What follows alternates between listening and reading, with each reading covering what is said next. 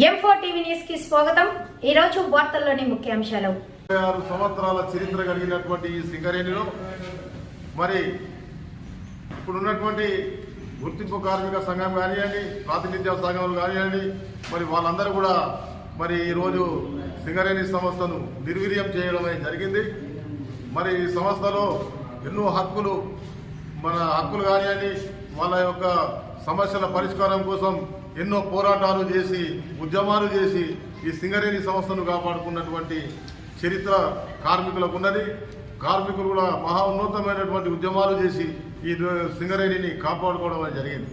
మరి అయితే ఇప్పుడున్నటువంటి ఏవైతే టీఆర్ఎస్ ప్రభుత్వం కానివ్వండి, గతంలో ఉన్నటువంటి ప్రభుత్వాలు కూడా మరి సింగరేణి సంస్థను మెల్లమెల్లగా వాళ్ళు కార్మికుల యొక్క సమస్యలు కానీ పరిష్కారం చేయడం లేదు, వాళ్ళ యొక్క హక్కులను కూడా హరించడం జరుగుతూ ఉన్నది।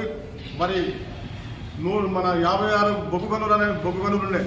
అటువంటి బొగ్గు గనులలో ఇప్పుడు 19 ఓపెన్ కాస్ట్ అయినాయి, 32 అండర్ గ్రౌండ్ మైన్స్ ఉన్నాయి।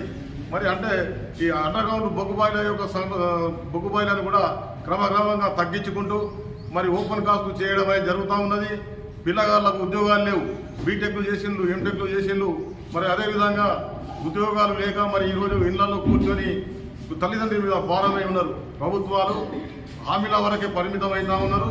మరి గత ఎన్నికలలో కూడా మరి తెలుగుదేశం గత ప్రభుత్వాలు కూడా మనకేం చేసిందంటే మన గౌరవ ముఖ్యమంత్రి గారు, మాజీ ముఖ్యమంత్రి గారు కూడా ఎన్నో